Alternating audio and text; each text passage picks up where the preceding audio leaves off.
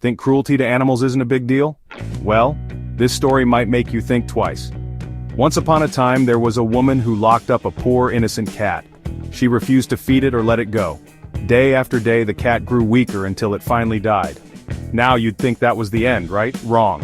When the woman passed away she faced a harsh judgment. Allah sent her to hell for her cruelty. Why? Because mistreating animals is a serious sin. Every living creature deserves kindness and compassion. It's not just about being a good person, it's about being a decent human being. So next time you see an animal in need, remember this story. Your actions have consequences, not just in this life, but in the next.